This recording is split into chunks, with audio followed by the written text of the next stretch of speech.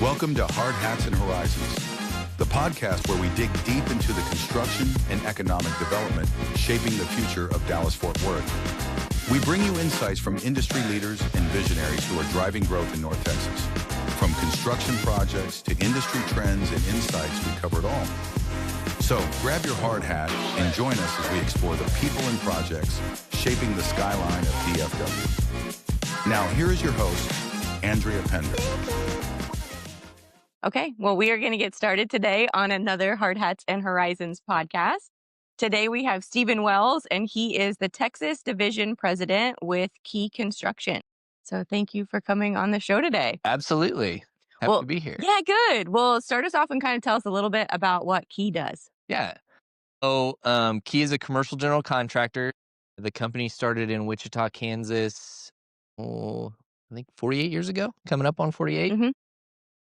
So about 25 years ago, moved into the Tulsa market, and then about the same timeline, followed some big box retail into the DFW space. And then we don't really serve any of the markets that brought us to DFW originally, but primarily public safety, charter schools, and healthcare. Nice. Down here. Nice. Yeah. And you have lived here for how long now? 8 years. Okay. Almost. Nice. I feel like we met like right when you were super, super new.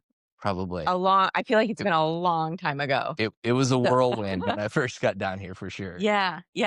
So talk to us a little bit how you got into the construction industry. Yeah. I always tell people, jokingly, not jokingly, I was kind of born into it. So my dad and my uncle actually started Key all those years ago in Wichita, and they would actually buy a house, live in it, and then they would flip it, and they'd have to make sure they bought another house. Okay. So that they had somewhere to stay.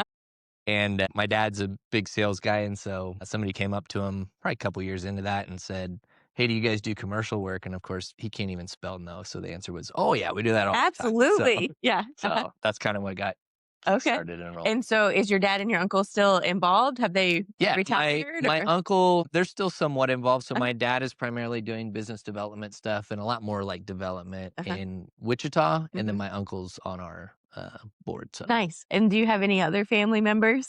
Yeah. So I've got two first cousins that work in the business, and then my little brother works for the company too. Okay. Wichita, so, nice. They're all still in Wichita, and I'm the Lone Ranger outside the home office. Yeah. So at Carrco, we always laugh because when I first came here, if people have different last names, I'm not going to assume that. And they're like, "You didn't know they were sisters?" And I was like, "How would I know this?" And they're like, "Oh yeah, and the guys back there, they're cousins." And I'm like, "How would I know this?" So, and then it's funny because I was like, well, I guess I'm only going to be the one that never has a relative here. Yeah. And then Will comes on board. So. Yeah, we've got a lot of family in the DFW group here too. So. Nice. I mean, that's a big testament to, you're doing a good job. So bring the family on. Yeah, it's funny. And they're all out in the field. And so they tell me all the time, if we dig any deeper in the family tree, that they can't vouch for anybody else. So That's funny. So talk to us about your college experience, because you went to school for construction science. So I always joke, I never thought about doing anything other than construction. I still don't really. I joke sometimes that I should have been a doctor some days, but you would never know. The opportunity was never given. Yeah, but went to K-State for construction science and management, and then the whole time I was there was interning with Key, and nice. Always coming back for like winter breaks and going out to the job sites for a couple weeks as I could. Yeah, nice. That's cool. It's nice. I mean, I feel like we've all kind of been given this path of this is maybe what you're going to do, and yours was a definite. This is probably what I'm going to do here. Yeah. What are some challenges or key moments that you have had throughout your career so far? So I came up through the field side. So coming out of K-State, went straight as an assistant superintendent. And our Wichita office, back when there was a whole bunch of undeveloped historical properties in downtown, that was like our bread and butter there for a significant amount of time, probably 10 years. So a lot of historic renovations, some high-rise historical warehouses that we converted to high-end apartments.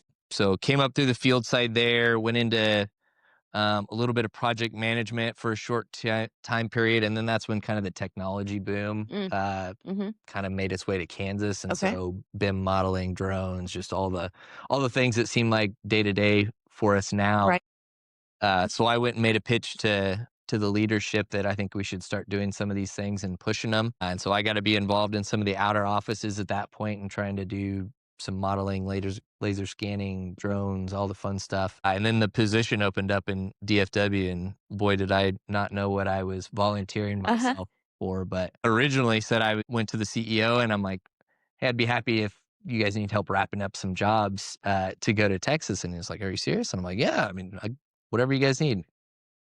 Came back a couple hours later, and he's like, well, we want you to go to Texas permanently. I'm like, oh, hell, I better go talk to Allie about all this. Yeah. I volunteered us for this and didn't mean to. Yeah, it was great. I would say my first 2 years down here, just wide-eyed and not knowing anything much more than a project manager. And boy, is there a lot more to managing a construction business than what a project manager coming out of Wichita, Kansas knows. Yeah. So. Well, and there's so many different facets. I mean, there's so many different people that it takes to make a project. We just recently did a panel because at some of my women's groups, I was recognizing that some of the ladies, and I mean other things, not just at my women's groups, but some of the ladies just knew this is what I do and this is who hires me. But they didn't know really where in the grand scheme of things it all fell together. Yeah. There's a lot. There's a lot of hands in the cookie jar. I had like the epitome of shiny object syndrome too. So I come down here, and like, if you've ever driven through Wichita, Kansas, significant different market than here. And so when I got down here, I'm like, oh my gosh, look at all this stuff. Like, we need to be doing all this stuff. And it took a long time for me to realize that, like, you got to somewhat specialize. You can't be the master of everything. Right. Pick kind of your paths and niches and where you can fit into a market like this. And so, but to answer your question, I'd say the biggest, like, kind of defining, like, the first 2-3 years down here was, don't think this is a overly strong term, but a bloodbath, basically, of me learning from the school of hard knocks and all the projects. It just seemed like we were just getting our butts whipped. I'd say the biggest thing is I finally got some traction, some really good people on board that cared about the company and the projects and the clients as much as I did. And that was kind of like that's when we got our healthcare team really rolling. And that's when we got our public safety team really rolling. And then same on the charter school side, is we just got some really great people on board that cared about it like I did. And they basically took it. And how many people do you have here in DFW now? I think we're just short of 80. Okay, So nice. a big chunk of that is our healthcare. They're not really a facility services team, but that's how they got started. So that team's, I think, almost 30 of Okay. Yeah. So Well, on healthcare is that niche thing where a lot of times people are like, buildings are buildings, but then there's healthcare. yeah. You know? Well, and we really stay in like the main hospital campuses, so the active patient care area. So like we usually get our tails handed to us pretty good if we try and go out and do like MOB work or tenant finish out stuff. But anything in the hospital with all the ICRA, PICRA, all the infectious control stuff, like that's where our niches and interesting sides. Yeah. Since it's an active, I just don't know. Since it's an active, are you having to clean up on a daily basis? Is there like walled off sections? Yeah, there's all sorts of containment, and then we have to have air scrubbers to keep negative pressure. So like even if you open the door to the job site, it's bringing air into the space. It's not ever exhausting out into like the corridors where the patients are. Yeah. So yeah. all sorts of crazy stuff like that. Usually if we're on the upper floors, we're having to take windows out and exhaust out of the windows or find return air. And so And you have to know those things. Yeah. Be able to do it. And I've learned a ton. Again, going back, fortunately, we got some really good people on board that had been their life, and we were lucky enough to get them to Key. And so they've taught me a lot about healthcare. So I was kind of asking about that. We just heard in our quarterly meeting yesterday, we do a bunch of stuff out at AT&T at Cowboy Stadium. Oh, yeah? And they were saying that we do a lot of work, but it's still an active, like there's still events going on. So we did a bunch of remodels in the fancy suites and everything. We all posted that here recently. I think we did. But we just learned yesterday that anytime there was an event, everything had to be perfectly cleaned up. Like there was no construction going on. So, that adds time and all that kind of thing. So it's just like, man, that's crazy. You don't think about that. Yeah. The average person doesn't think about that. Yeah. Let's talk about a little bit of things that have motivated you or some lessons that you've learned along the way. Things that have motivated me. I think I'm a people person. So something that really I'd say that's what I love most about construction is just all the different people you get to interact with. So one, trying to be part of a high performing team internally to key. And two, I love like all the markets that we serve too, just trying to like knock the client's socks off and really wow them. It's so much fun to me to be like just super responsive. And then at the end of it, they're like, holy cow, like we've never experienced it. It's just kind of a checks those boxes for me. But yeah, what brought me down here, and honestly, probably what got me through the first couple years at Key was I feel like I was kind of backed into a corner because my only option was failing and having to go back to Kansas a loser. And so it was kind of I'll say it was a no lose scenario. Losing was not an option, but but so especially that was highly motivational. And now it's really cool to be able to think back on that and then see where we are today and just the changes and just kind of keep building on that and snowball it. And I have a little note here about leading the Texas group and breaking some records. Yeah. We've been very lucky. I mean, the last 3 or 4 years have been records just year over year. We got a really good thing going, and fortunately to be in a really good market to just keep building on it. Yeah. Have any of your Wichita people wanted to move down? Because I feel like everything is booming. I jokingly, we do a lot of company meetings and stuff. And I always joke, I'm like, if anybody wants to come to Texas, doors open. I'm surprised you don't have everybody down here. No, stay. We have to keep you here. Yeah. That's I'm funny. going to get a call from leadership if they watch this one. Yeah. So maybe we hey, can cut stop doing it. They'll be like, don't talk to that lady ever again. Yeah.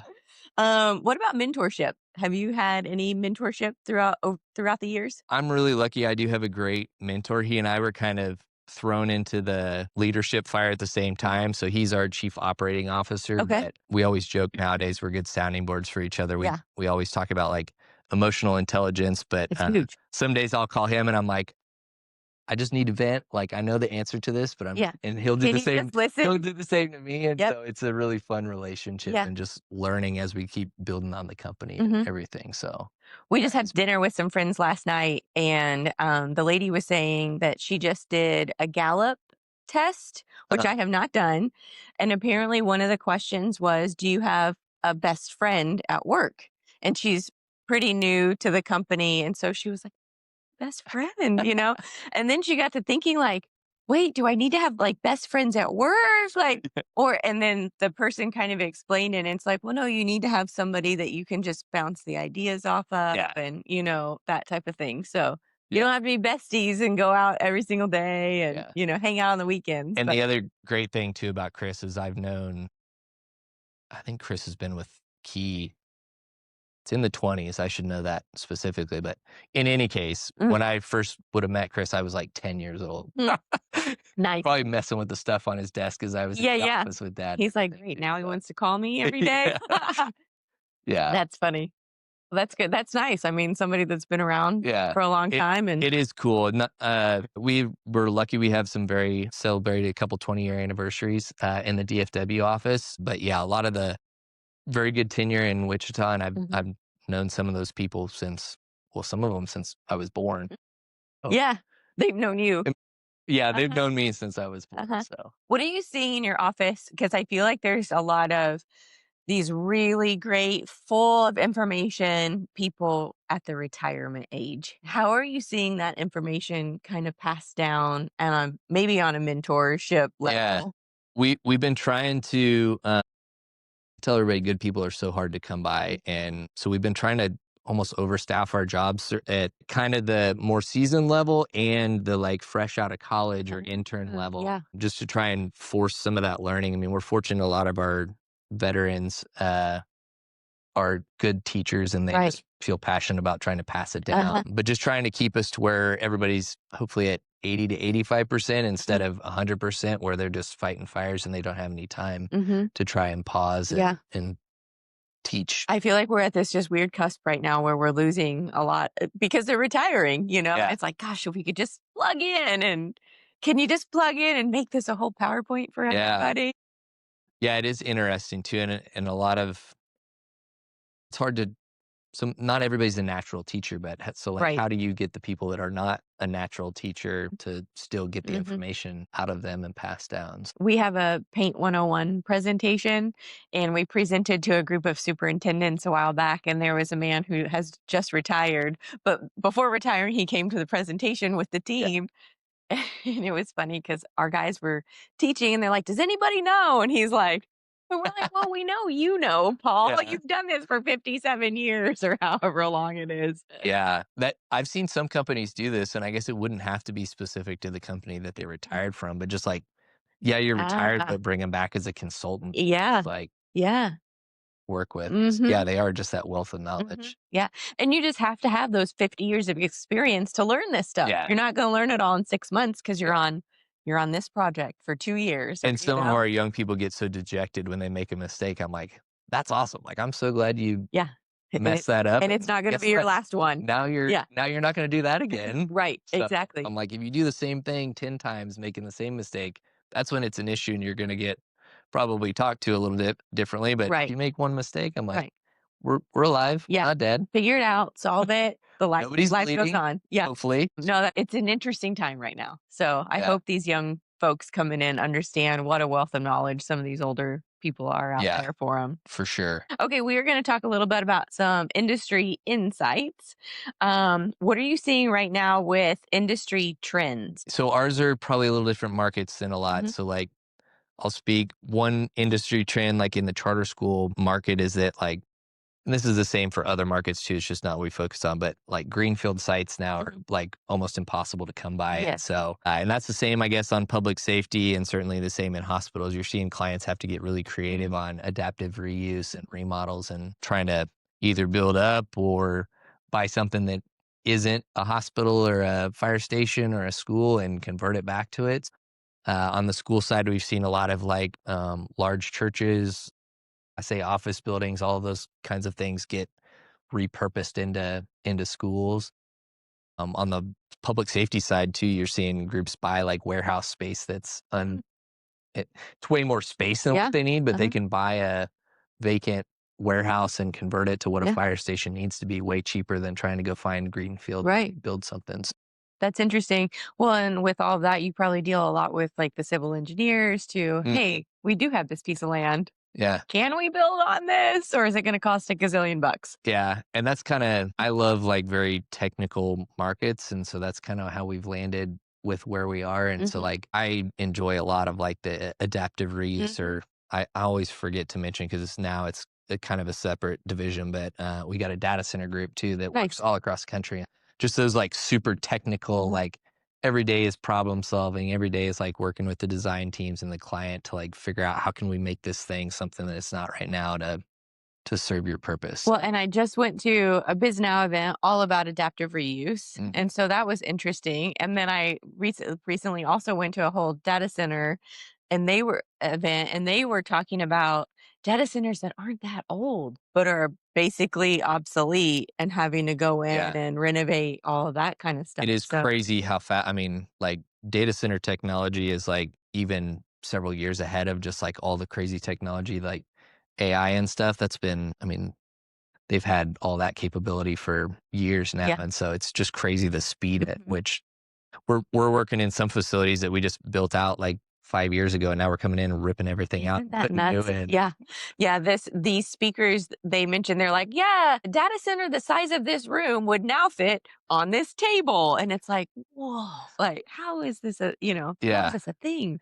Yeah, they've got one of the craziest things, and again, I'm lucky to have, like, experts in these, but now they're running, like, coolant over the top of the chips, Uh, so, like, liquid to chip, uh-huh. Uh-huh. and so, yeah, they're able to, like, shrink everything down, but it's got this just wild power requirement for this cabinet because it can just run so much more efficiently Yeah. and stay cooled. Like how it's funny how you were like, yeah, I was just born to be in construction. Like, how did that guy find his job? Like, Yeah. was he born to be a data center Yeah, inventor person? yeah, I always my wife gives me crap all the time because, like, I just, like, look at things and I'm like, "That's just crazy to me that somebody does That that for a somebody living." Like, invented it. Yeah. how does Uh-huh. somebody think about that? What's your wife do? She stays at home with our kiddos. Okay, nice. How old are the Yeah. kids? 5, our daughter's 5 and our little boy's 3. Okay. So, So is that kindergarten? yeah, Yeah. Jameson, our daughter, just started kindergarten, and then Okay. Nash is in, like, a little 4-day-a-week, Okay. stay out deal, How's so kindergarten going? good. She's doing really good in it. Good. She, extremely smart. We're got our hands full with both of them. Nice.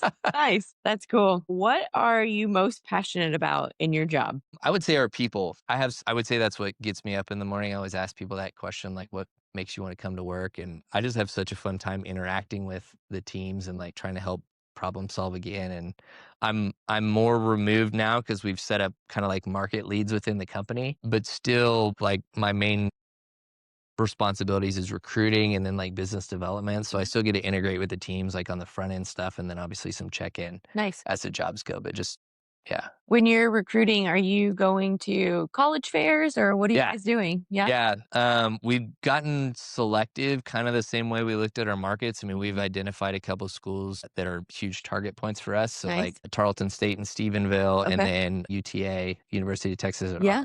fantastic Great. recruiting places for us. And we're still a small enough company that like we're not taking on 20 interns. We're Right. like Yeah. 6, 7, 8, and Mhm. including or not including a couple like graduates or new hires. Oh, So we've been able to find some phenomenal kids nice. in both of those. Yeah.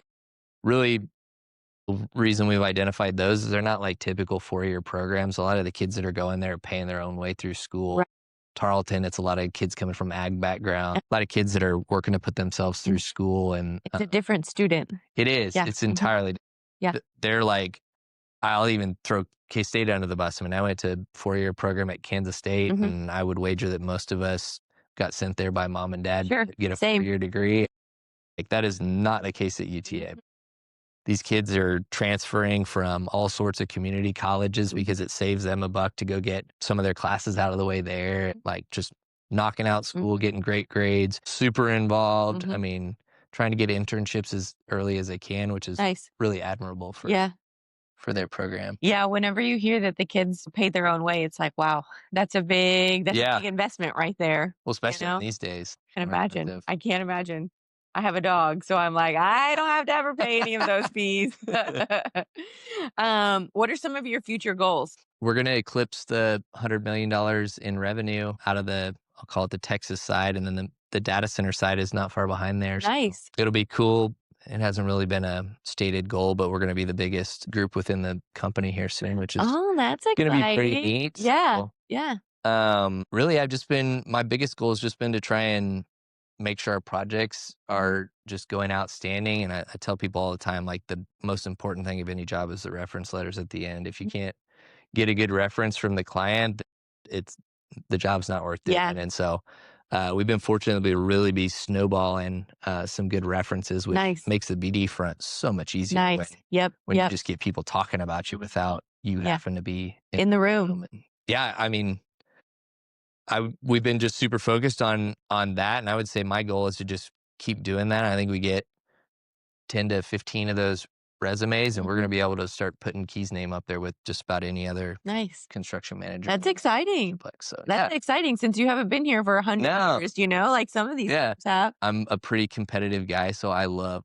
and almost all of our markets were banging heads with some of these just mega companies, and I think that's just so cool. I do too. Yeah, congratulations. Yeah, That is exciting. Little old Key going up the McCarthy's and Turners. Yeah. Yeah, those are some big guys. Yeah. Yeah. Yeah. It's fun. That's awesome. Yeah, you've done a lot in the last 8 years? Yeah, 10 we've years? come a long way. Yeah, that is exciting. What is something that like a challenge that you guys are going through right now? And how are you working on it? I'm sure I'm just beating a dead horse with the other people you've had on here, but people is I tell people all the time, like the work in DFW is easy to come by. And I don't want that to sound like boastful, but like the people side of it is so hard to find. And like, so you see a lot of companies that are getting overextended because they go get too much work, but they don't have the people to serve it. And so we've been really diligent the last 5 years on like, if we don't have a like trained up, spooled up, ready to rock team to serve a project, You can't do it's it. not in our interest to go after it because it's very easy to close the door forever. Yep. And Yeah. it's just. Yeah, we have some pretty big growth goals here for us, but it's also going to rely on our manpower. Yeah. And so they did some manpower reports here a week or so ago. And so we're talking about, okay, what does a referral program look like for the painters out in the field? Yeah. Because if we don't have painters out in the field, You can have a million project managers, but if we need painters in the field, that's not going to get it done. That's been super successful for us is internal referrals. Unfortunately for us, we've pretty well fished that pond out at this point. But yeah, that's been where we found a lot of our good folks is through internal referrals from. Yeah. We don't, as of right now, we don't have a referral program for the field folks. Like we have them for everybody in the office. Yep. I would say, shoot, the last 10 people that were hired, or I know this person, I've worked with this person, or so-and-so referred me to this person. So that's been really good. But I think we're going to take it the step further because if they want their brother or cousin or mom or whoever to come on, I mean, we need people out in the field. So. Yeah. Well, and I mean, you guys having as many folks as you do out in the field, that like amplifies that significantly. And to hit these revenue growth goals, we're going to need more people. Yeah. Yeah. That's exciting. Let's see. Okay. Some personal fun stuff now. Okay. What are some of your hobbies outside of work? Ooh, I kind of let my personal health and everything go by the wayside, and then I get bit by the golf bug. And so, like, my wife is probably tired of all the golf things, but she and I started going to a golf coach just to get better.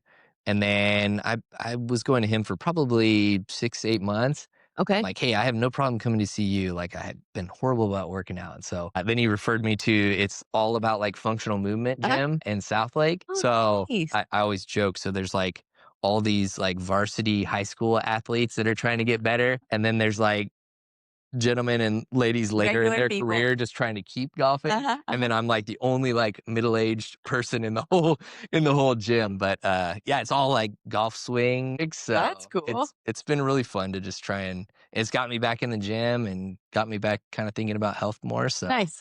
I would say all things golf are my hobby. So from someone who just owns golf clubs that are literally collecting dust in the garage, what does a golf coach look like? What are you doing with your session at a golf class? So he does a lot of like recording your swing. So the way we found Kevin, he's in Keller. I interviewed probably 4 or 5 of them, but Allie's never golfed. Okay. So probably very similar situation to you, like swung a golf club at Top Golf a couple times, but beyond that, nothing. And so I really wanted to find somebody that like wouldn't make her feel silly for the level that she was at. Yeah.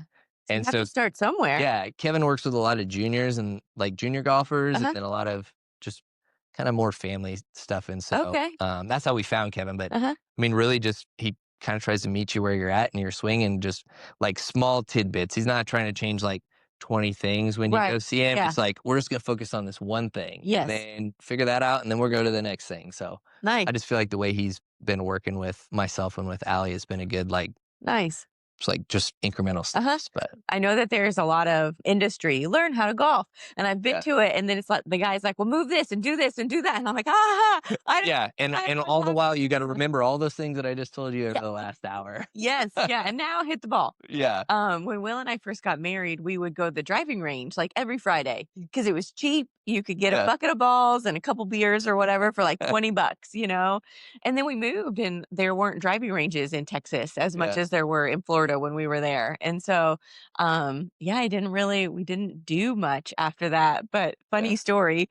The first time we went out, Will's dad joined us. I could not hit the ball. Like getting that club from all the way up here to all the way down there to hit this tiny little ball. It was not happening.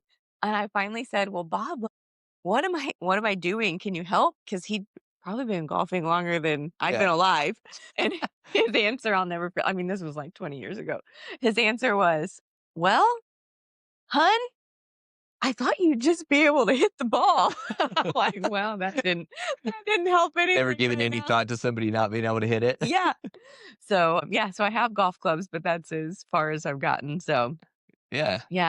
You got to find a coach if you're interested in it. You got to find a coach that can kind of meet and a one-on-one thing where it's not 27 people at an event. And that's what it's always been, just Allie and I, or just myself. Nice. CM, which is helpful. That's cool. It's more Are you going to get Jameson going in there? Yeah, we actually turfed our backyard about a year ago, and we got a little Kansas City Chiefs putting green out there, and so we go out there with the kids all the time. Nice. Practice golf.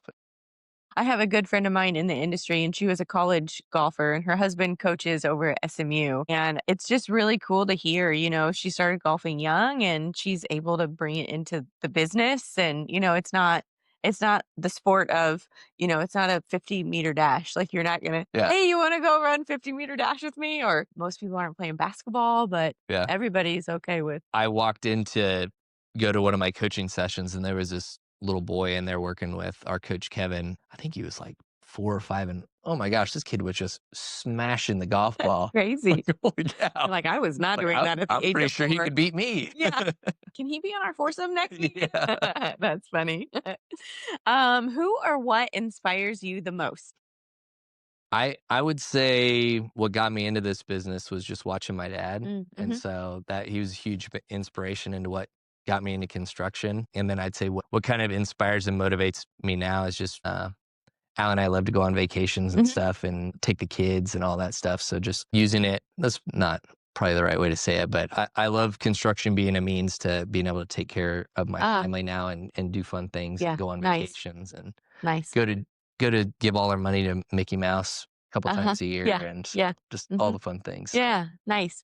We haven't been to Disney in years, and my husband just said, he goes, I kind of want to go for my birthday because there's like Harry Potter and all that stuff that's been there for years. Wasn't there the last We've time we never were there? been. I think that's at Universal. Oh, I think you're right. I think you're right. Yeah. We've never been to Universal just because the kids aren't quite to Yeah. that age. Yeah. But yeah, it's been fun to take them and just do all the Disney things. That's neat. That's cool. What is the last book that you read?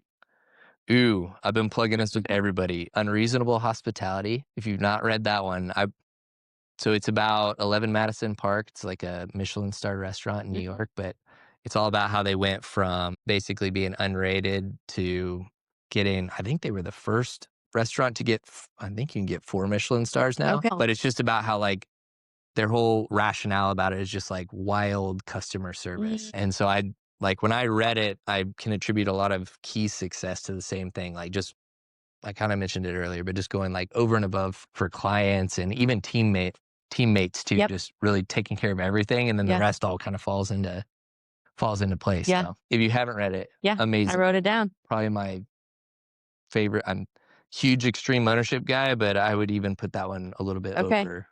So we have a Carrco book club that I got started at the beginning of the year in 2025 because this is coming out in 2026. Yeah. So I'm saying that. And this book that we're going to start next week is called Hug Your Customer. It's old. It's an old book. And Javier was like, you need to read this. And it's so good. So I bet it's a lot of the same things.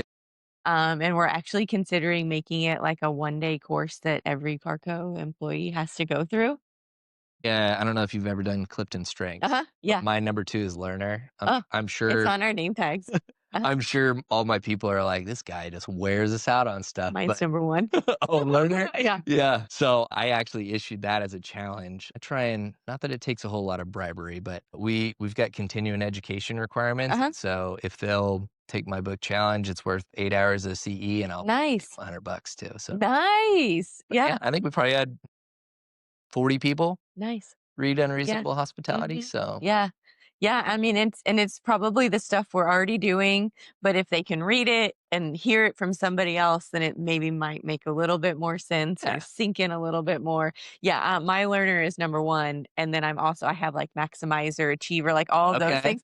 And so I know like the bad side of that is I'm like, I'll sign up for every class. And so I'm finally like, no, like you'll sign up for that class I feel in like 6 I months. can guess your top 10 pretty closely. Yeah. And I'm not hiding any of those. Yeah. There's a handful of things. And sometimes we'll have to say, can you wait a little while before you sign up for this other class? Maybe. It is crazy. Like we did that as a whole company and we've got it all on our name tags in the office too, but it is crazy how like closely it makes sense. Yeah. We bring it up quite a bit in just conversation in the office now. One of our guys is a harmonizer, like a couple big woo guys too. And so oh, interesting. Yeah. And it's fun to be able to talk that language. Yeah. Everybody knows. Sometimes too, I'm like, hey, you're harmonized. Sometimes you have to just tell people how it's going to be. You can't always be the harmonizer. Yes. Like, yes. Yeah. like, that's funny. In this case, there's only one right. So we need to do that. Yes. Yeah. And they're like, I don't want to. Yeah. We can find some middle ground. No, it just needs to be no. this. Yeah. That's funny. What is your favorite quote? That's a good one. I like continuing on the book theme. Discipline equals freedom. I feel like you hear that one a good amount in, of course, mostly I read business books, so maybe it just gets recirculated there. But I think there's a lot to that on, like, if you're diligent in things and organized and trying to keep a good action items list, then it allows you to do so much more. And just because you're organized and you're staying diligent to what needs done and opening up more capacity rather than just trying to multitask and not doing anything to the You a list person? Yeah. Yeah, of course, because that's how you get the things done. I got my checklist on like all of my devices. It syncs across all of it. So Will has one on his phone too that he goes through. I just do handwritten. I have little notes that are like falling all over my papers. They're all in the same spot, but I'll just grab a little note paper and put it on there. yeah, my problem is you get so busy sometimes, and like I hate having a long list of things to do, and so it drives me crazy. Like coming back from the conference this week, I had like 35 items on my list, which is usually like 8 to 10. Right. I got to get this done. What is a skill you would like to learn? I still got a lot to learn in golf. Okay. A skill that I would like to learn. I'll say it's one that I would like to relearn. We're very fortunately, we have a whole bunch of bilingual employees these days. Like early in my school, elementary and high school, like Spanish was a huge focus there. And so I was pretty close to conversational leaving there. Oh, nice. But then going to college, that wasn't a prereq for construction sciences and management. As goofy as that seems, but like if you don't use it, you truly do lose it. Now, of course, I know all the naughty words and a couple of construction words, but outside of that, I don't remember any of it. So I'd love to get back to where I can actually have a conversation with some people on job sites and stuff. So I bet if you spend a little bit of time, it'll probably come back quick. Yeah, it'd be a cool skill. I feel like it's always surprising too. Like we've got a couple folks that if you looked at them, not that you should judge books by cover, you wouldn't think that they knew Spanish like they do. But it always catches some of the job site guys by surprise when they walk by and they just like say a full sentence in Spanish. And whoa. This guy can speak. Yeah, he can speak Spanish. Okay, well, we're going to hold you to this. So maybe in a year, you'll have to let me know. Yeah, I can just pivot all my Audible stuff to a. Whoa! I never thought about that. That's a big change there. Yeah, I bet you could. I don't know. Like all these commutes, I'm sure you could sign up for what is some of it like Babbel or some of those, and have it just play audio as I drive all over the metro. There you go. What is your favorite city that you have visited? Favorite city? That's a good question. I would say this is a throwback. So when I was a junior in high school, I didn't realize how cool it was at the time. I was like, oh, it's a summer trip to Europe, but we got to go for like 21 days and went all over the place. Rome was such a wild place. And now I look back at like pictures and knowing more about construction like I do now. I look at a lot of the stuff there, or even like Greece. And again, my wife would give me crap because she's like, all you do is walk around and look at buildings. And I'm like, but how the heck did you build that? Yeah, I've never been over there, but I can only imagine like how really? Yeah. How did they do it? Yeah, Rome is awesome. Allie and I are going to go back to Italy for our 10-year anniversary next year. So Oh, nice. yeah. And then you'll still be looking at the building. Well, some of them is like they've got these rocks the size of this room that we're sitting in, and they somehow got it 100 feet up in the air. Yeah, I don't know. How in the world did they do that? They didn't take any notes to share those. So yeah, Rome is awesome. Awesome. What's your favorite construction project that you have been a part of? Recently, we just did some back to our kind of adaptive reuse. So in Plano, we converted like one of the old mega churches into a new case. Oh, nice. For a charter school client of ours. That's and the same client, we did a Class A office building conversion in Richardson. okay. Converted it again to a K through 12. And both those had giant storm shelter components to it, which are super technical kind of elements to all that. Cool. But they were a fantastic client, great design team, like just super collaborative team all together. We're actually getting ready to start a ground up for them, which will be just a little different challenge. Nice. I'd say and we got super involved early, like when it was just colored boxes on a sheet of paper. So it was really fun seeing that come from like just an idea stage and being part of the process to take it all the way through to like kids walking through the door on day one. It's always interesting to hear the answer to this question because it's always projects people can go to and visit and be a part of, you know? And some of our healthcare stuff too has been pretty fun to be a part of because like for the longest time, and you get this with a lot of clients, they're like, well, you've never done one before. I'm like, but I guarantee you we'll do a great job at it. Yes. Like, well, you've never done one before. And so like finally getting the resume to where you're able to stair step up into more and That's more great. technical projects. And Mhm. like we've got several cath labs going on Mhm. right now, and just those more and more technical healthcare projects are super cool to be a part of. Nice. And then you see that piece of equipment that they bring in there, and I'm like, holy cow, this is crazy, the technology Mhm. that they have in the healthcare side too. Mhm. Yeah. Our drywall guys were just teaching us some things on the drywall side from some healthcare renovation because we were like, "What is this?" And so we're like, "You need to tell us. Like, this is interesting and cool." And Yeah, like all the lead line yes, sheetrock that's and all. exactly what he was talking Yeah. about. Yeah. Yeah, it's nuts. And like when I first got into the healthcare stuff, luckily again we got good people, but I'm like, you have to bring a physicist in there to like shoot radiation at this thing and see if you can test it on the other side. I'm like, that's wild. Well, and they were saying some of these sheets were like are 500 Yeah. pounds. So then you can't like who is gonna how does it get there? Yeah. Well, and then you think about all the little screws that they put in it, and then they have like lead caps that they put in Uh-huh. it. It's yeah. Interesting. You walk into one of those rooms, like if you ever have to get an MRI or a CT, and you don't think about all that stuff. You don't think about any of that, No, but I'm glad somebody did. Yeah. Yeah. for sure.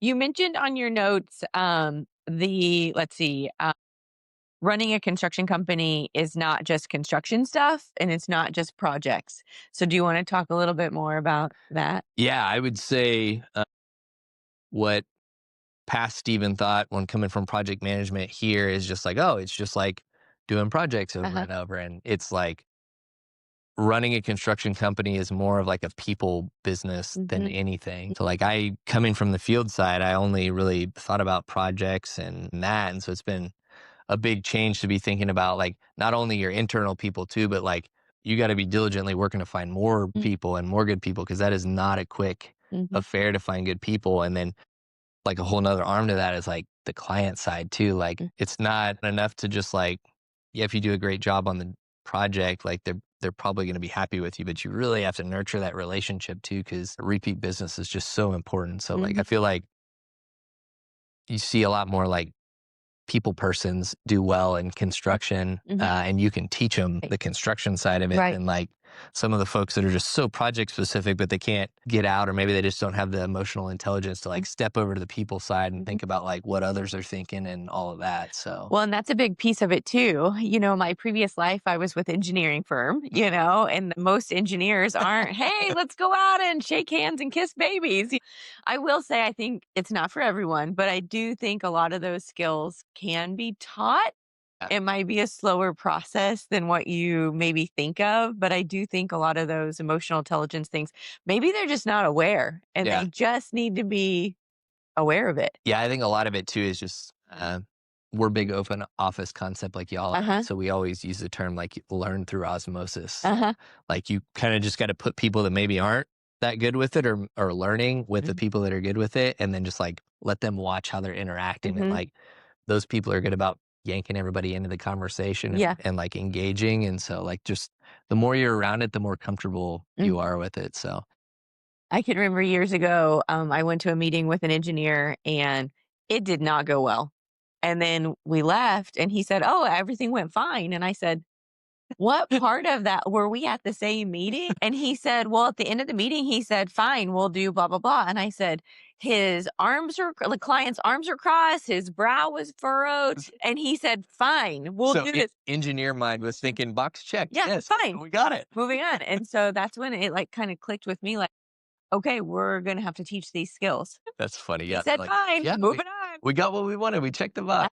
Yeah. No, I think it is. We're doing a big push in our office right now to get everybody out and doing like business development things Yeah. and things like that. And so it's fun because I think it's empowering our people to go out and, take a client to lunch. And then I think they're realizing you can't just talk about projects for an hour over lunch. Yeah. You're going to ask how the kids are. You're going to ask what hobbies are you up to, Yeah. And I think they're realizing, hey, these people, they might be my friend that I go fishing with on the weekends, Yeah. you know? We've been trying to do a lot more like doer seller too, from like a business development. My title's not BD. That's not my sole specific focus. And so we've been trying to like figure out how we amplify that. But serving technical markets, one of the challenges is like you have to be able to talk the talk and walk the walk. So we found that like if you're trying to plug a BD person in that maybe doesn't know anything about that, and it's just a true sale, like they can't speak the technical side, it's hard to sell to those types of clients. And so like the last couple of years, I've been pushing our project teams to stay involved with the clients and stay involved with the engineers, and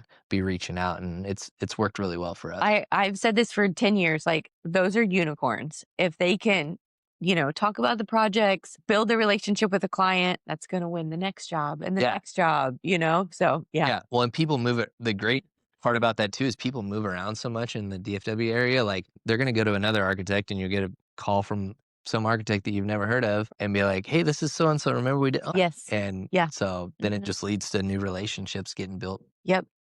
Yeah. You also had a note about advice to young folks getting in the industry. I would say just get out of your comfort zone early. I was about to mention it in our last little bit, but we've been trying to so we host a lot of job site tours for like the universities that we pursue. Oh, nice. But the caveat to that is we make the interns that we have from that university actually do the tour. No. And so just trying to get young folks to just put themselves back out there, realize that nobody's going to bite you or I'll let you just get comfortable, get up talking in front of people. And the only way you can do that is to practice. Like, if you think you're going to stand at home by yourself and talk in the mirror and be good at it, you're not. And so you just got to put yourself out there. And people seem scary. 99% of them, I would say, are willing to help you and are not going to even if you get up there and you say 1,000 times, they're not going to just boo you out of the room. So just ask questions, be inquisitive, and they're on that job site all day, every day. And so they know more about that project than anybody. I have a funny job site story. Years ago, I went to a job site tour, and my team was running late. And so I was like, oh no, they're supposed to be here. And then all of a sudden the tour, they're like, okay, well, we're going to go ahead and get started. And I'm looking at my watch. I'm like, this is 15 minutes early. But I was like, okay, well, I'm here. So let me go on the tour.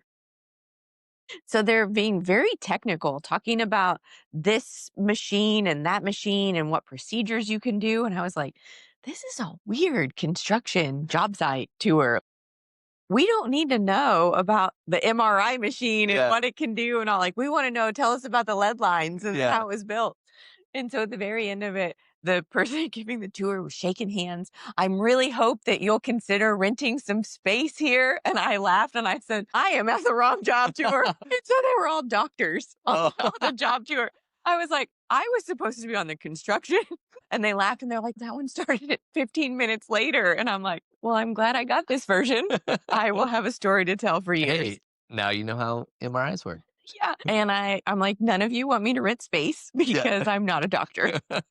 And the whole time I'm like, everyone looks so fancy. Where's their work boots? Where's their...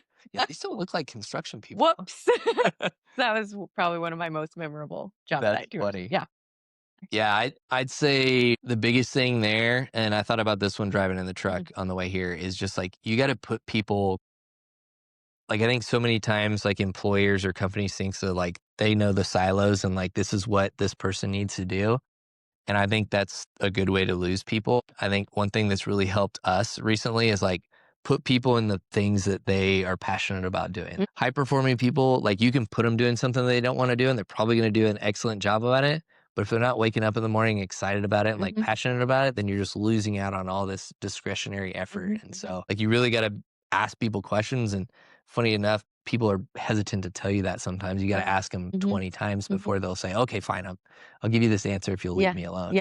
But try and align people to what gets them up and excited in the morning. And I feel like that goes a long way towards obviously retention and development, and same thing with kind of mentoring. We're lucky we've got some guys on our team that are just outstanding mentors. I was more of I got thrown into the fire and just figured it out.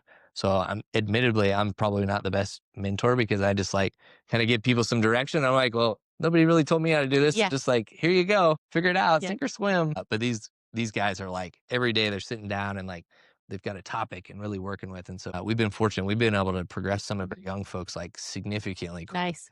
We've got some superintendents that are 5 years in the industry and they're already running their own projects. Wow, that's great. So we've really been able to kind of expedite some of that stuff, which is great for them, gets them up and excited and accelerated in their career, and great for Key too, because we're growing our people and able to take on more and do more. So Yeah. Well, we have officially made it through all of our questions here. Is there anything else that you're like, man, she didn't ask me? not that I can think I was of. going to say, I feel like we touched on a little bit of everything here. Well, hey, I appreciate you being on the show today. Thank you for the invite. Awesome.